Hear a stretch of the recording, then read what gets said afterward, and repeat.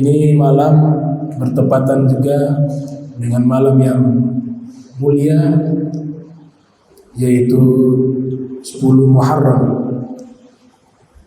atau dikenal dengan Ashura, yang artinya 10 dari bulan Muharram. Allah Subhanahu wa taala berfirman, "Inna iddatash shuhur 'indallahi 12 syahran." 12. Inna iddatash shuhur 'indallahi 12 syahran fi kitabillah. Yauma khalaqas samawati wal ard minha arba'atul hurum. Sesungguhnya bulan di sisi Allah ada 12 bulan. Yang dimana dari 12 bulan itu ada 4 bulan yang dimuliakan oleh Allah. Yang 3 secara berurutan, yang 1 terpisah. Nabi katakan yang 3 yang berurutan yaitu Dzulqa'dah, Dzulhijjah, dan Muharram, yang saat ini kita berada di bulan Muharram. Kemudian yang 1 terpisah yaitu Rajab. Disunahkan oleh Nabi kita Muhammad sallallahu alaihi wasallam berpuasa, puasa sunnah, terutama kalau yang tidak mampu. Kalau mazhab Syafi'i, Imam Ghazali, Imam Syafi'i, mereka menganjurkan 3 hari, 9 Muharram, 10 Muharram, dan 11. Itu pernyataan Imam Al-Ghazali dalam kitab beliau Ihya. Juga pernyataan Al-Imam Syafi'i. Jadi kalau hari ini yang belum sempat puasa, besok puasa sunnah. Ini puasa Ashura, puasa terbaik tahunan. Dia hanya bisa dilaksanakan setahun sekali. Sebelumnya Arafah itu puasa yang paling terbaik, puasa tahunan yang paling terbaik di dalam Islam, puasa Arafah. Ashura termasuk setelah Arafah. Kenapa puasa Arafah lebih terbaik? Karena puasa Arafah Nabi berikan, Allah berikan kepada Nabi Muhammad SAW. Sedangkan puasa Ashura itu adalah puasa untuk mensyukuri atas selamatnya Nabi Musa. Jadi puasa Ashura untuk Nabi Musa 10 Muharram, puasa Arafah khusus Allah berikan untuk Nabi Muhammad SAW.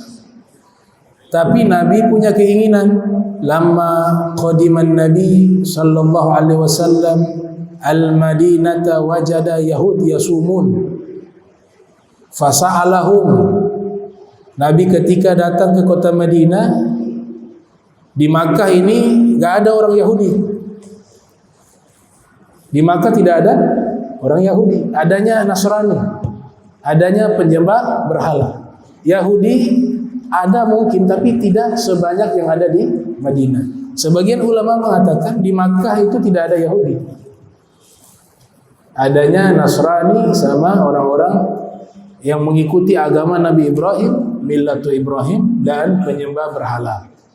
Ketika Nabi hijrah ke Madinah Al-Munawwarah, Nabi mendapati banyak orang-orang Yahudi puasa 10 Muharram. Nabi bertanya, kalian puasa apa ini? Mereka menjawab, kami puasa di hari ini karena hadzal yaum najallahu subhanahu wa ta'ala Musa wa aghraka fihi Fir'aun. Di hari ini Allah selamatkan Nabi Musa dan Allah tenggelamkan Fir'aun dengan seluruh pasukannya. Dan kami berpuasa syukran, kata orang Yahudi. Orang-orang Yahudi mengatakan kami berpuasa sebagai bentuk syukur atas nikmat tersebut, diselamatkannya Nabi Musa. Setelah itu Nabi sallallahu alaihi wasallam bersabda, "Nahnu aula bi Musa minkum." Kami lebih berhak mensyukuri selamatnya Nabi Musa dibanding kalian. Wahai sahabatku, mulai hari ini kita berpuasa. Bahkan di dalam kitab yang ditulis oleh Syekh Hasan Hitu Situ dijelaskan awalnya wajib puasa Asyura. Awal puasa Muharram terlebih khusus itu diwajibkan. Nanti setelah diwajibkannya puasa Ramadan mansukh, dihapus hukumnya.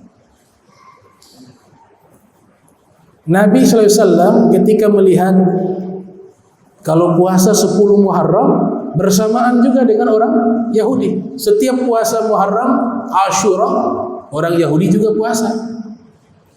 Sebagaimana sabda Nabi Muhammad SAW, "Man tashabbaha biqaumin fahuwa minhum." Siapa yang menyerupai satu kaum, maka dia ikut golongan mereka. Ini maknanya dalam tradisi agama atau di dalam masalah keagamaan, tidak boleh kita mengikuti.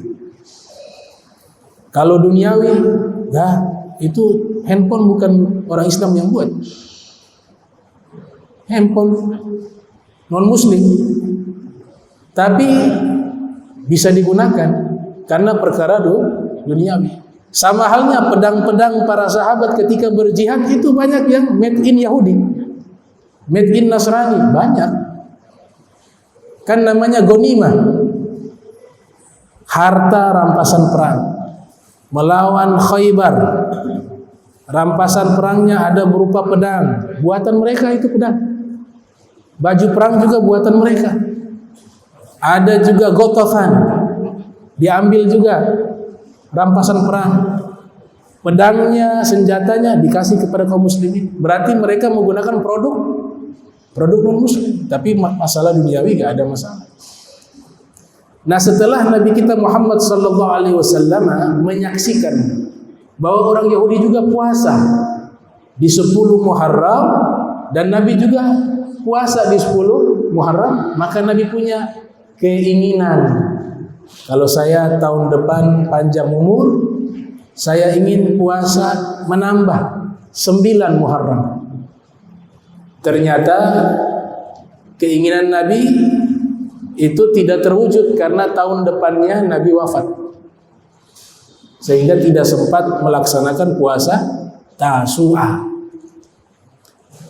Ulama hadis mereka paham masalah seperti ini. Apapun yang diinginkan oleh Nabi itu juga adalah sunnah, walaupun belum dilakukan. Himmatu nabawiyah min sunnati an-nabawiyah. Keinginan Nabi, kehendak Nabi, walaupun belum dilakukan, dia termasuk dari sunnah Nabi Muhammad sallallahu alaihi wasallam. La yu'minu ahadukum hatta yakuna hawahu taba'an lima ji'tu bih.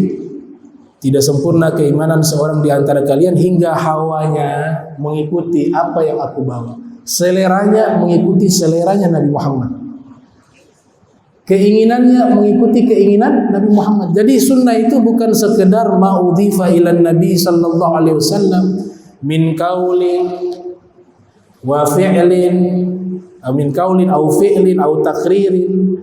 Bukan sunnah hanya sebatas ucapan Nabi, perbuatan Nabi, ketetapan Nabi, sifatnya Nabi. Itu definisi hadis atau sunnah. Ternyata ada sebagian ulama hadis menambahkan, bukan sekedar ucapannya Nabi, perbuatan Nabi, ketetapan Nabi, tapi juga himmatun Nabi, keinginan Nabi juga itu sunnah. Itu. Sahabat bernama Anas bin Malik. Anas bin Malik ini tidak berselera memakan sayur labu, tidak berselera. Tapi ketika melihat Nabi Muhammad sallallahu alaihi wasallam senang makan sayur labu, ia mengatakan, mulai hari ini min yauma idzin atau min hadza yaum lam adzal, senantiasa saya uhibbud dubba, senang dengan sayur labu. Kenapa?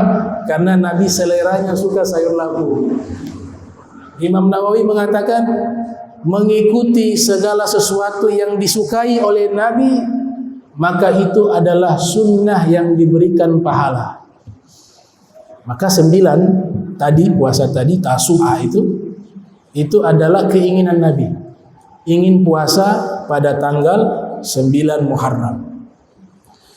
Kemudian 11 ditambah oleh ijtihad para ulama. Ada riwayat-riwayat yang dipertentangkan oleh muhadditsun derajatnya, ada mengatakan dia dhaif, ada yang mengatakan dia hasan, tapi dijadikan tambahan dalam mazhab Syafi'i 11 jadi 3 hari. Ada riwayat yang dikeluarkan oleh Al-Imam Abu Hamid Al-Ghazali di dalam kitabnya Ihya Ulumuddin, itu beliau lebih senang puasa Muharram 9, 10, 11. Itu pendapatnya Al-Imam Al-Ghazali rahimahullah.